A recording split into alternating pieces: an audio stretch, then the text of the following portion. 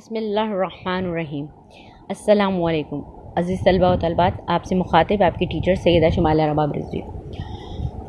मोअज़्ज़िज़ तलबा व तलबात, आज का जो हमारा मौजू है तारुफ़ कुरान और उलूमुल कुरान है।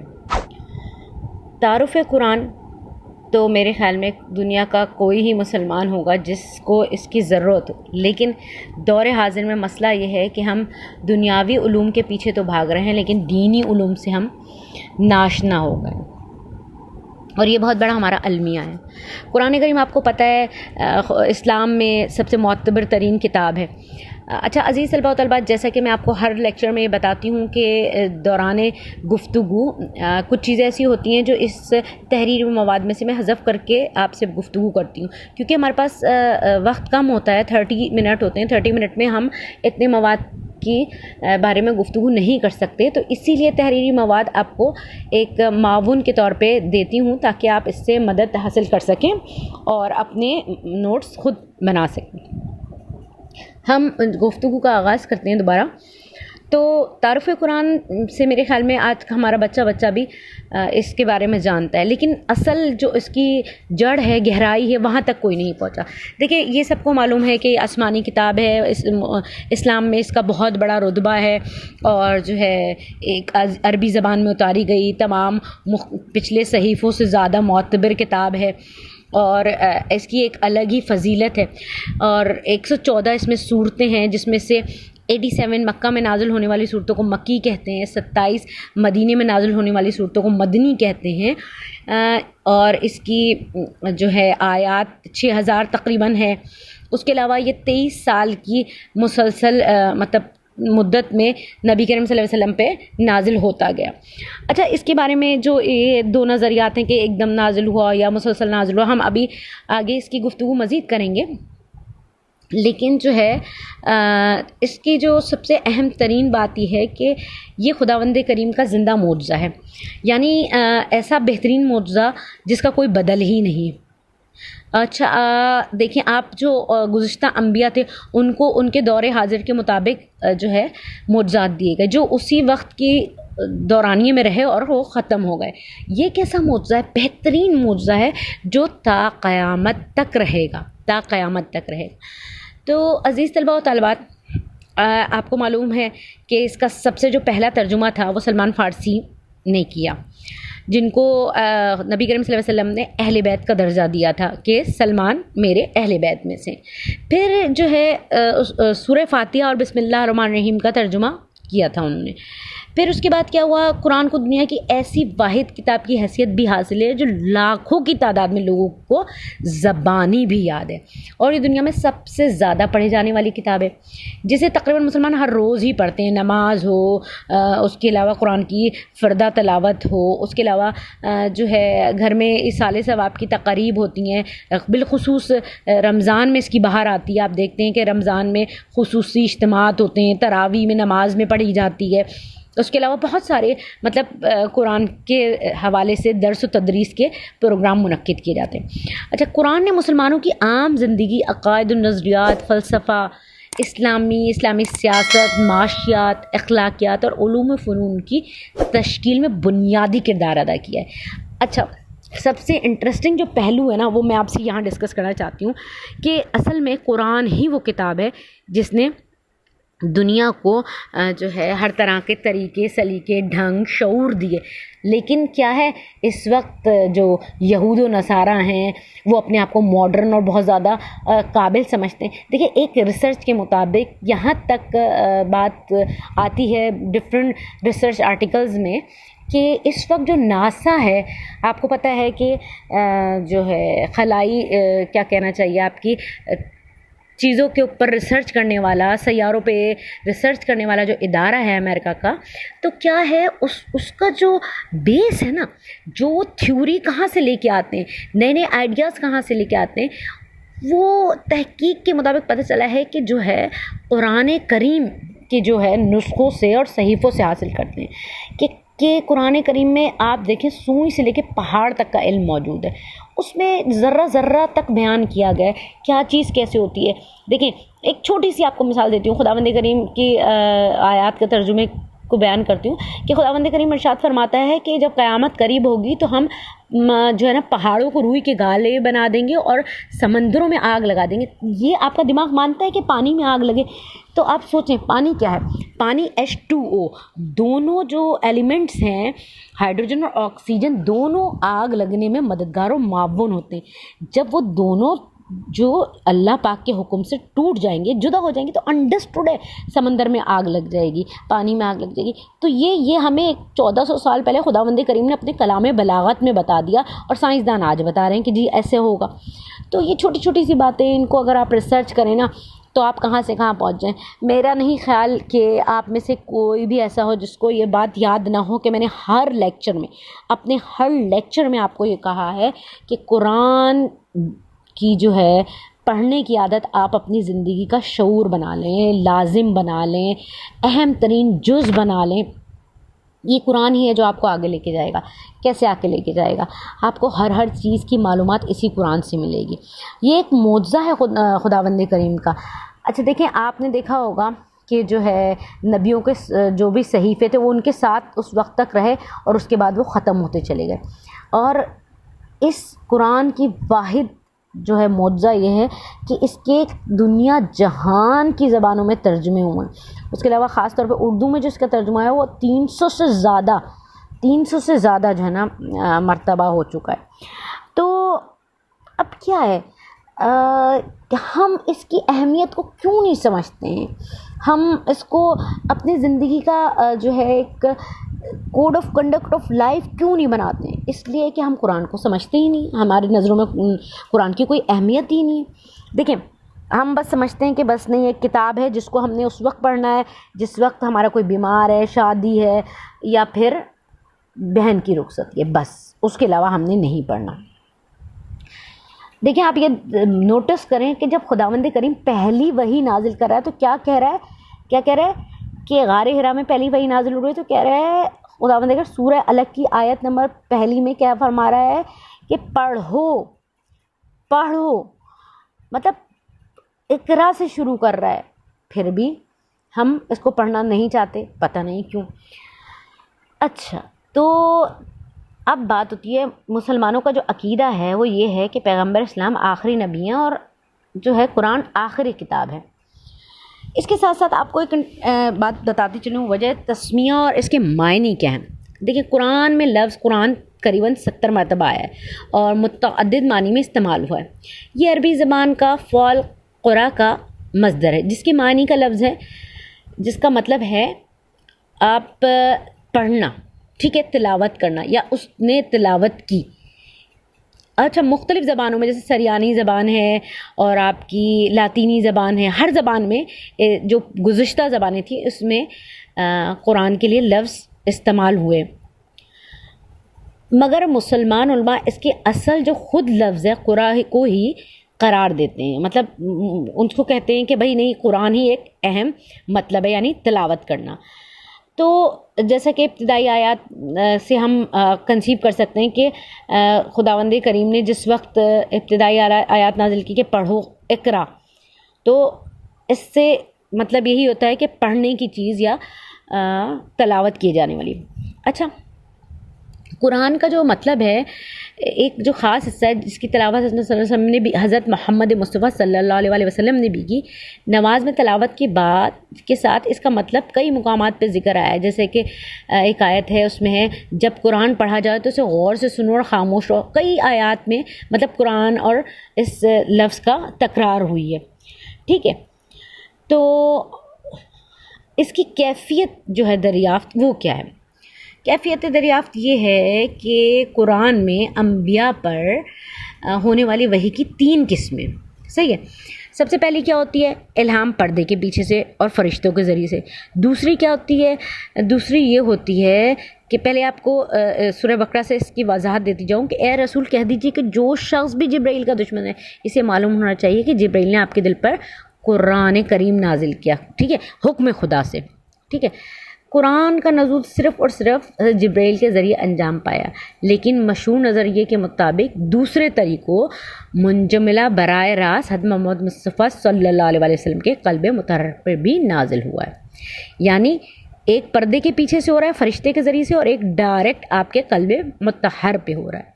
तो ये चीज़ बड़ी अहम है, यानी ये दोनों चीज़ें दुरुस्त हैं कि आपको हज़रत जिब्राइल वक्तन व वक्तन भी वही लेके आते थे और एकदम से भी नाज़िल हुई। अच्छा, इस चीज़ को मैं मुख्तसरन यहाँ इसलिए बयान कर रही हूँ कि हमारा जो नेक्स्ट टॉपिक है तारीख़ कुरान, उसमें मैं बहुत ज़्यादा मुफस्सिल आपको बयान करूँगी कुरान के नज़ूल के बारे में। ठीक है, अब ये कैफ़ियत नज़ूल है कि लोग समझते हैं कि मुख्तलिफ़ राय हैं। कुछ लोग कहते हैं कि जी ये शब जो हमारी कदर है उस रात में नाजिल हुआ है, और कुछ लोग कहते हैं कि वक्तन फ़क्तन नाजिल हुआ है। कुछ का कहना यह है कि नहीं जी, ये एकदम से नाजिल हुआ है। तो ये दोनों चीज़ें अपनी जगह बतदरीज दुरुस्त हैं, और ख़ुद कुरान करीम इस चीज़ की गवाही दे रहा है और ख़ुद इस चीज़ के बारे में बयान फरमा रहा है। यहाँ मैंने बहुत मुख्तसरन इसका ज़िक्र किया है क्योंकि हमारा असल मौजू है उलूमुल कुरान और तारुफ़ुल कुरान। तो मैं जो इसकी तफसील है आपको वो तारीख़ुल कुरान में ही बयान करूँगी, ताकि लफ्ज़ों की तकरार ना हो और आप जो है कम वक्त में ज़्यादा इस्तिफ़ादा हासिल कर सकें। यहाँ कुरान की तारीख़ भी मैं आपको मुख्तसरन बताती चलूँ। जो सबसे पहले तो इसके मशहूर जो नाम है वो आपको बताऊँ ना, अस्माए मशहूर जो हैं, जिन नामों से कुरान करीम मशहूर हुआ है। सबसे पहले तो कुरान है, फ़ुरक़ान है, अल-किताब है, मुसहफ़ है, और जो है ना ज़िक्र है, हुदा है, हिकमत है, अल-किताब है, तंज़ील है। तो ये सारे जो हैं नाम कुरान के मशहूर हैं, लेकिन जो है ज़्यादातर जो मशहूर तरीन है वो कुरान करीम ही है। तो मुकाम व मंज़िलत, ये मुकाम व मंज़िलत मेरे ख़्याल में कोई मुसलमान ऐसा नहीं होगा जो कुरान करीम की मुकाम व मंज़िलत को ना समझता हो। ये नबी करीम सल्लल्लाहु अलैहि वसल्लम पे नाजिल की जाने वाली किताब है, और इस किताब की बरतरी अफजलियत के बारे में आइमा कराम ख़ुद नबी करीम सल्लल्लाहु अलैहि वसल्लम और खुदावंद करीम ने कई मुकामात पर बयान फरमाई है। अच्छा जी, कुरान की तारीख़ की किताबत व तदवीन के बारे में ना बहुत सारे जो है ना मसले मसाइल हैं, जिनको बड़े मुफस्सिल तरीके से बयान करना बहुत लाजिम है। पैगम्बर इस्लाम कुरान मजीद को हिफ्ज़ करने, उसकी तिलावत करने, उसकी किताबत पर बहुत ज़्यादा ज़ोर देते थे, ताकि जो है ना ये ख़त्म ना हो जाए सिलसिला। ठीक है, कुरान की आयत को महफूज करने के लिए और उन्होंने हाफिज़ मुकर्रर फरमाए हुए थे कि नहीं जी आपने हिफ्ज़ करना। जिस वक्त ही आप पे नाजिल होती थी आयतें, उसी वक्त आप अपने असाब को कहते थे आपके पास जो चीज़ मौजूद है आप उस पर लिखें। उस वक्त कागज़ बहुत नायाब हुआ करता था, तो लोग हैवान की जो छालें होती हैं, जैसे हिरन की खाल और डिफरेंट खालें होती हैं, दरख्तों की छाल, खजूर की शाखें, पत्थर, पत्ते, यानी जो चीज़ जिस सहाबी को मैसर होती थी वो उस पर लिख लिया करते थे। फिर इसके साथ क्या है, फिर जनाब अली पैगम्बर अकरम ख़ुद कुरान की किताबत की निगरानी फरमाते थे। आप कातबान वही के सामने आयतों की तिलावत फरमाते और लिखने के बाद जो कुछ लिखा होता तो उनसे पढ़ने के लिए कहते कि पढ़ें, ताकि कोई गलती ना हो जाए, और अगर हो जाए तो उसको कैंसिल कर दें, गलत करार दे दें। ठीक है, जो स्यूती हैं जलालुद्दीन, वो बहुत बड़े हमारे जो है तारीख़ नवीस और अहादीस से रिलेटेड, इस्लाम से रिलेटेड आपको बहुत सारा मवाद उनके कुतुब से मिलेगा। वो फरमाते हैं कि जलालुद्दीन स्यूती साहब के पैगम्बर अकरम के ज़माने में ही कुरान लिखा जा चुका था, लेकिन इकट्ठे और सूरों की तरतीब वगैरह नहीं हुई थी। ठीक है, पैगम्बर अकरम के ज़माने में कुरान मौजूदा शक्ल में मौजूद नहीं था, तो आपके ज़माने में कुरान की आयतों और सूरतों के नाम आपके तवस्सुत से ही मुअय्यन हो चुके थे, लेकिन इसे बाकायदा किताबत की शक्ल देना और सूरतों की तरतीब वगैरह आप सल्लल्लाहु अलैहि वसल्लम की वफ़ात के बाद सहाबा कराम की सवाबदीद पर अंजाम पाया। इस किताब के मुताबिक पहली शख्स जिसने कुरान की तदवीन की वो हज़रत इमाम अली अलैहिस्सलाम थे। आपने कुरान की सूरतों को इनके तारीख़ नज़ूल के मुताबिक तरतीब देकर कुरान को एक किताब की शक्ल में जमा किया। तो इसको मैं मज़ीद आपको जो है ना तारीख़ कुरान में जब हम डिस्कस करेंगे तो वाज़ेह करूँगी कि कैसे, क्योंकि हमारे वहाँ एक चीज़ राइज है कि हज़रत अबू बकर रज़ियल्लाहु तआला अन्हु फिर ने स्टार्ट किया था और फिर उसके बाद इस चीज़ को मुकम्मल किया हज़रत उस्मान रज़ियल्लाहु तआला अन्हु ने। तो जो है इस चीज़ को मैं आपको तफसील से बयान फरमाऊँगी कि क्या हुआ और किस तरह हुआ और किसने किया। ठीक है, अब जो है इसके आगे ही इसी में बयान फरमा रही हूँ मैं आपको। मुख्तलिफ नुस्खों को जो यकजा करना था वो क्या हुआ, पैगम्बर अकरम की रिहलत के बाद आपके नामवर असाब में से हर एक ने कुरान को जमा करना शुरू कर दिया था। तो कुरान के मुख्तलिफ नुस्खे मुख्तलिफ क़राअत सूरतों मतलब रेसिटेशन स्टाइल, राइटिंग स्टाइल में जमा हो गए ना। तो अब क्या था कि मुख्तलिफ नुस्खों को सही और दूसरे नुस्खों को गलत और मतलब जैसे अगर मैंने लिखा है तो आप मेरे लिखे को गलत समझें, और आपने लिखा है तो मैं आपके लिखे को गलत समझूँ, इस तरह के इश्तबाहात मतलब शकूक पैदा हो गए थे। तो इस सूरत मतलब हाल को पेश नज़र रखते हुए हुज़ैफ़ा बिन यमान की तजवीज़ पर हज़रत उस्मान रज़ियल्लाहु तआला अन्हु ने कुरान के मुख्तलिफ नुस्खों को यकसा करने के लिए एक ग्रोह तश्कील दिया। इस मकसद के लिए उन्होंने मुख्तलिफ गोशो किनार से कुरान के तमाम नुस्खों को जमा करके उन्हें यकसा करने के बाद बकिया नुस्खों को महव कर मतलब ख़त्म करने का हुक्म दिया। ठीक है। फिर किताब उल तमहीद के मुताबिक एहतमाल गालिब यह है कि कुरानी नुस्खों को यकसा करने का काम सन 25 हिजरी में अंजाम पाया। ठीक है। इसकी ये तफसील आपको सब कुछ अभी डिस्कशन होगी इंशाअल्लाह तारीख़ुल कुरान में। हम अब बात करते हैं कुरान की मुख्तलिफ क़िराअतें मतलब रेसिटेशन स्टाइल। क़ुराए सबा क्या है? क़ुराए सबा 4वीं सदी हिजरी तक कुरान की मुख्तलिफ क़िराअतें थी। अच्छा जी, उसमें मुसलमानों के दरमियान राइश थी जिनमें क्या था कि इन मुख्तलिफ क़िराअतों में लोग टेंस थे कि ये सही है ये गलत है, हर किसी का अपना पढ़ने का स्टाइल था। तो ये 7 जो है क़ुराए सबा हो गई थी क्योंकि 7 अलग अलग जो है रेसिटेशन स्टाइल हो गए थे। तो इनमें से हर एक 2 तरीक़ों से नकल की गई। जो जब ये 2-2 तरीक़ों से नकल हुई तो क्या हुआ कि ये 14 बन गई 7 से। जब ये 14 हो गई तो अब क्या हुआ, बहुत ज़्यादा मसला होने लगा इस चीज़ पे। तो इसमें भी ना एक आपको उलझी हुई बात है। क्या है कि आप ये कोई मसले की तज़ाद पैदा हो गया। मसले की तज़ाद क्या पैदा हो गया, अहले सुन्नत और अहले तशय्युअ, आपको पता है 2 फ़िरके हैं हमारे बड़े, तो उनमें तज़ाद था। एक ग्रोह कहता था कि सही है, एक ग्रोह कहता था नहीं सही नहीं है। तो ये चीज़ आपको यहाँ इसमें तहरीरी तौर पे मिलेगी, आप इसको जो है पढ़ कर इससे इस्तिफ़ादा हासिल कीजिएगा। ठीक है। अब आराब गुज़ारी क्या, ज़बर ज़ेर पेश उसमें क्या लगाया।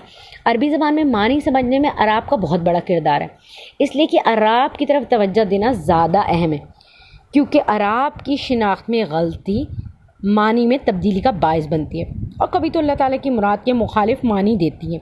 कातबान वही शुरू में कुरानी अल्फाज को नुक्ते और अराब के बगैर लिखते थे और ये काम जो लोग पैगम्बर अकरम के दौर में बसते थे इनके लिए कोई मुश्किल नहीं था। लेकिन बाद की नस्लें ख़ासकर गैर अरब अजम यानी जो हम हैं के लिए बाज़ औक़ात मुख्तलिफ़ क़िराअतों और मानी में तब्दीली का बायस बनता था। इसलिए इख्तिलाफ़ात जो बढ़ते गए, कुरान के मायने में तहरीफ़ और तग़य्युर के ख़ात्मे के लिए अराब लगाना बहुत ज़रूरी था। तहरीफ़ यानी उसमें रद्दो बदल, कि कोई रद्दो बदल ना हो जाए। तग़य्युर मतलब वो बदल ना जाए, एक ही बात है। ठीक है। तग़य्युर माने कि एक चीज़ को चेंज कर देना और तहरीफ़ में क्या होता है कि उसमें मज़ीद इजाफ़ा या कमी बेशी कर देना। ठीक है। फिर तारीख़ी रिवायत के मुताबिक सबसे पहले अराब और नुक्ते और उनके लगाने वाले के बारे में फिर भी इख्तिलाफ़ नज़र आता है। अक्सर जो लोग हैं अबुल अस्वद दोयली को कहते हैं कि उन्होंने अराब लगाए थे और जिन्होंने याह्या बिन यमर के ताउन से काम किया था। शुरू में मतलब उन्होंने ये अराब ज़ेर ज़बर पेश का काम किया। और जो है दूसरा जो है वो ये है कि खलील बिन अहमद फ़राहिदी ने नुक्तों के जो है काम किया। तो मसला हमारे साथ ये है संगीन कि जो है ना तारीख़ हमारे पास ना अलग अलग तरीक़ों से पहुँची है। अलग अलग तरीक़ों से कैसे पहुँची है कि मुफस्सिरीन और जो है ना मुबस्सिरीन और तारीख़ दान एक लिखता था तो दूसरा उसका इनकार कर देता था। तो फिर एक नई तहकीक उठती थी कि अब ये सही है या ये सही है, तो वो एक नई तीसरी बात निकल आती थी। तो बहुत सारी बातें ऐसी हैं जिनमें इश्तिबा मौजूद है। तो जब तक उन बातों की तस्दीक कुरान सुन्नत या आइम्मा के अक़वाल से ना हो जाए तो उन बातों में इश्तिबा ही रहता है कि आया कि ये दुरुस्त हैं या गलत हैं। फिर कुरान का तर्जुमा, वो मैं आपको पहले ही बता चुकी हूँ। कुरान का पहला तर्जुमा जो है फ़ारसी ज़बान में हुआ था जो 4वीं सदी हिजरी में अंजाम पाया था और वो भी फ़ारसी ज़बान में था। ठीक है। फिर उसके बाद आपका है कुरान के पहले मुतरजम हज़रत सलमान फ़ारसी थे। फिर उसके बाद लातीनी ज़बानों में कुरान का तर्जुमा शुरू में ईसाई राहिबों ने किया था। किस लिए किया था? ताकि वो कुरान की चीज़ों को एतराज़ उसमें उठा सकें और उसमें रद्दोबदल कर सकें और सवाल पैदा कर सकें। मतलब वो पॉजिटिव वे में नहीं, उन्होंने तकरीबकारी के अंदाज़ में किया था, लेकिन खुदावंद करीम बड़ा रहमान रहीम है, उसने अपनी किताब की जो है अज़मत का वादा किया है, तो उसकी अज़मत और जलालत में कभी कोई कमी नहीं आ सकती। इसी तरह फिर लातीनी ज़बान में कुरान का पहला तर्जुमा 6ठी सदी हिजरी में मंजर आम पर आया। अच्छा, जो कुरान की तबाअत है यानी पब्लिकेशन, उसका छपना, ये सब कब हुआ? ये हुआ जनाब आली 950 हिजरी में। इसमें क्या था, पहली दफ़ा इटली में छाया हुआ ये ना। ये कुरान की तबाअत ये भी एक ईसाई कलीसा, जिसे अब हम चर्च या क्या कहते हैं, चर्च का ही असल आप कह लें, गिरजाघर, तो वहाँ से हुआ। तो फिर उसके बाद क्या हुआ, उस हुक्काम वहाँ के जो थे उन्होंने क्या किया, उसको ख़त्म नाउज़बिल्ला करने के लिए हुक्म दे दिया। फिर उसके बाद 1104 हिजरी यूरोप में इसको शाया किया गया। मुसलमानों ने जो पहली दफ़ा किया था वो किया था 1200 हिजरी में। ठीक है, तो फिर उसके बाद क्या हुआ, पहला इस्लामी मुल्क जिसने कुरान को शाया किया वो ईरान है। अच्छा, कुरान को 2 खूबसूरत नुस्खे भी लिथोग्राफी में के तौर पे शाया किए गए। फिर इसके बाद दूसरे इस्लामी ममालिक जैसे तुर्की, मिस्र और इराक वगैरह में कुरान के मुख्तलिफ नुस्खे शाया होते चले गए। मिस्र में जो है 1342 हिजरी में अल अज़हर यूनिवर्सिटी के प्रोफेसर की निगरानी में जो है इसकी तबाअत हुई और फिर ये मज़ीद आवाम में और मुसलमानों में आम होता गया, पूरे आलम इस्लाम में जो है फैलता चला गया। और जो है सबसे ज़्यादा इसी बात को मिली कि ये अथेंटिक एडिशन है, ये इसमें कोई शकूक व शुबात नहीं शामिल है, जो आजकल कुरान उस्मान के नाम से मशहूर है। ठीक है, फिर उसके बाद क्या है जनाब आली, जो कुरान को मुख्तलिफ़ हिस्सों और अहज़ाब में तकसीम किया गया है, ये भी एडिशन की खुसूसियात में से है। ठीक है, कुरान की साख्त क्या है? कुरान की साख्त आपको सबको मालूम है कि 114 सूरतें हैं, जिसमें तकरीबन 6000 आयतें। अब 6000 आयतों का एक और मसला है। 6000 आयतों का मसला ये है कि ना इसमें इख्तिलाफ ये है कि बाज़ मौरख़ीन ने इमाम अली अलैहिस्सलाम से नकल किया है कि आप फरमाते हैं कि 6236 आयतें हैं, कुछ कहते हैं 6666 आयात हैं। तो अगर आपको याद होगा तो मैंने एक आपको ये असाइनमेंट भी दिया था कि आप जो है ना कुरान की आयत खुद गिने। इसके पीछे कुछ लॉजिक्स हैं। लॉजिक क्या है कि जी जनाब आली, कुछ लोग बिस्मिल्लाह को भी आयत के तौर पे काउंट करते हैं, कुछ जो है आपके लोहे कुरानी को भी आयत के तौर पे काउंट करते हैं। तो क्या होता है फिर, इससे आयत का इजाफा और कमी होती है, जबकि आयत एक ही जितनी है। ठीक है, अच्छा, कुछ ये होते हैं जो सूरह फातिहा है हमारी, उसको जो है आयत काउंट करते हैं, कुछ नहीं करते, कुछ कहते हैं कि नहीं ये कुरान का इब्तिदाइया है और ये फ़कत एक दुआ है। ठीक है, और कुछ कहते हैं जो आखिरी 2 सूरतें हैं, जिसे हम माउज़तीन भी कहते हैं, कुल औज़ु बिरब्बिन्नास और कुल औज़ु बिरफ़लक, ये कहा जाता है कि ये तावीज़ हसनैन करीमैन अलैहिस्सलाम है। तो ये एक बहुत लंबी बहस है, लेकिन मैंने आपको दोनों चीज़ें वाज़ेह कर दी आपके सामने कि 6236 और 6666 दोनों सही हैं, लेकिन आपको इन पे थोड़ी तहकीक करनी पड़ेगी कि आखिर इसका सबब क्या है। जो मैंने आपको बयान किया, इसमें मज़ीद आपके पास पहलू मौजूद हैं जो उस पर आप रिसर्च कर सकें। ठीक है, अच्छा, 30 कुरान के पारों में उसको तकसीम कर दिया गया और 120 अहज़ाब में बांट दिया गया कुरान को, जबकि कुरान पारों की सूरत में नहीं था। ठीक है, फिर इसकी जो है हम देखें तो क्या है सूरत। ठीक है, सूरा जो है कुरान की, जो कुरान में सूरे की क्या है तकसीम, इसमें एक इकाई का नाम सूरा होता है। ठीक है, इकाई मतलब जैसे हम इकाई, दिहाई, सैकड़ा करते हैं ना, मतलब एक पार्ट ना। सूरे के माने लुगत में मुनक़दा शुदा यानी कटा हुआ के हैं। इस्तिलाह में आयत के इस मजमूए को कहा जाता है जो किसी ख़ास मवाद और मज़मून पर मुश्तमिल होता है। ठीक है, जो आपको ये मालूम तो है कि सूरह तौबा में जो है बिस्मिल्लाहिर्रहमानिर्रहीम मौजूद नहीं है, जबकि सूरह कौन सी है, इस सवाल का जवाब आप जो है कमेंट बॉक्स में देंगे। कौन सी सूरत है जिसमें 2 दफ़ा सूरत आयत बिस्मिल्लाहिर्रहमानिर्रहीम है। मैं आपको हिंट दे देती हूँ।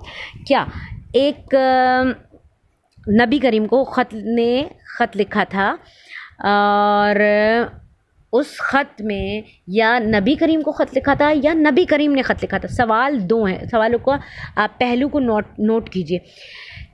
एक सवाल ये है कि वो कौन सी सूरत है जिसमें बिस्मिल्लाहिर्रहमानिर्रहीम 2 मरतबा है। सवाल का दूसरा रुख ये है कि आया वो बिस्मिल्लाह किस सूरत में थी। क्या मैं पहले आपको बता, एक ख़त में वो बिस्मिल्लाह है, ख़त लिखा जा रहा है और उसके आगाज़ में बिस्मिल्लाह है। अब ये बताएं वो ख़त क्या किसी नबी ने किसी खातून को लिखा था या किसी खातून ने किसी नबी को लिखा था। तो ये आपका सवाल है, आप इसको कमेंट बॉक्स में आंसर कर सकते हैं या मुझे पर्सनल पे भी बता सकते हैं, ठीक है। फिर उसके बाद है जी आयात क्या है। कुरान करीम के कलमात और जुमलों को आयात कहा जाता है और मुख्तलिफ आयात के मजमूए से सूरा वजूद में आता है, ठीक है।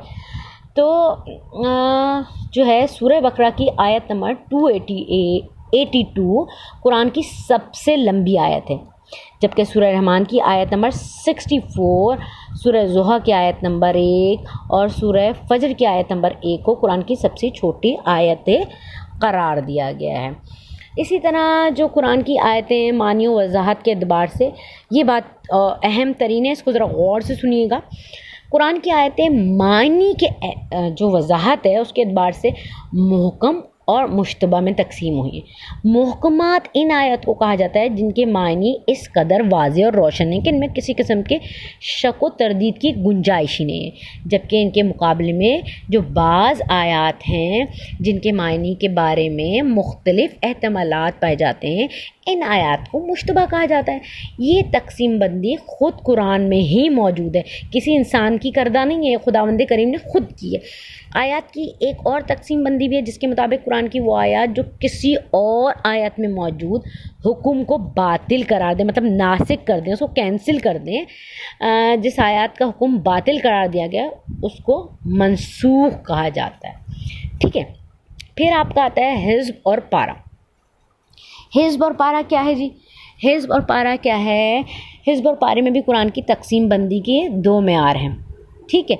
अब 2 मेयार क्या हैं जो मुसलमानों की ईजाद हैं, एहतमाल दिया जाता है कि इस काम को मुसलमानों ने कुरान की तिलावत और उसके हिफ्ज़ करने में आसानी की खातिर अंजाम दिया है।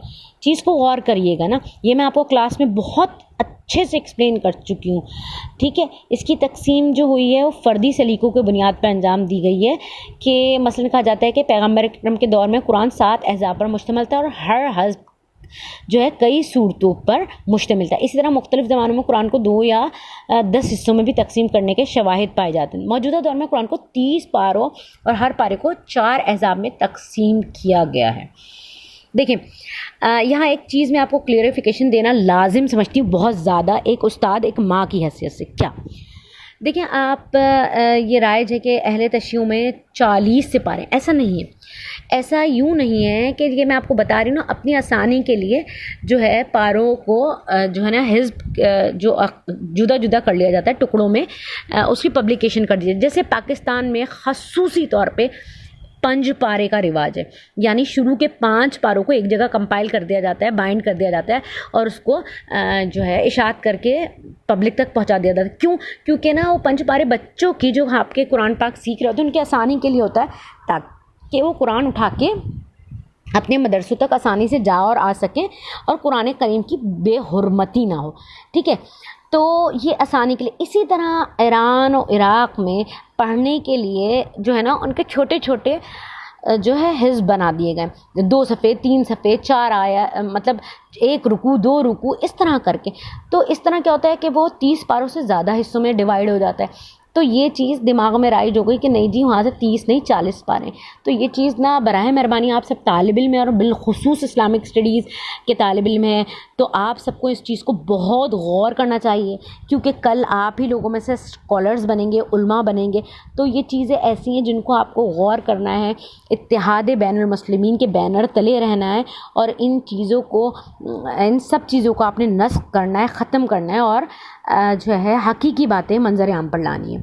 अच्छा जी, फिर क्या है? कुरान करीम के मज़ामीन है। ये बहुत दिलचस्प है। अब हमारा असल मौजू शुरू होता है।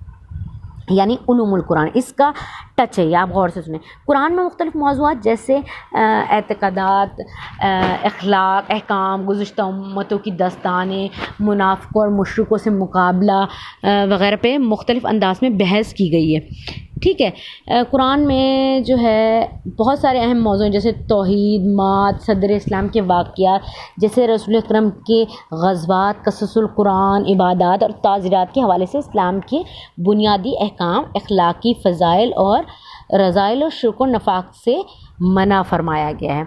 तो ये सब चीज़ें बड़ी अहम हैं। अच्छा, मैं यहाँ पे आज के लेक्चर का अख्तिताम कर रही हूँ। कल हम जो है इसका मज़ीद जो पार्ट 2 है उसमें आपको मैं तहरीफ़ कुरान से आगाज़ करूँगी, और ताकि आपको मज़ीद आसानी हो और इसको समझने में कोई दुश्वारी ना हो। और आप इस सब चीज़ों को बहुत अच्छे से समझिएगा और पढ़िएगा, और जो हम इसका पार्ट 2 है इसमें तफसीली सारी चीज़ें आपके सामने बयान करेंगे। वस्सलामु अलैकुम वरहमतुल्लाहि व बरकातहू।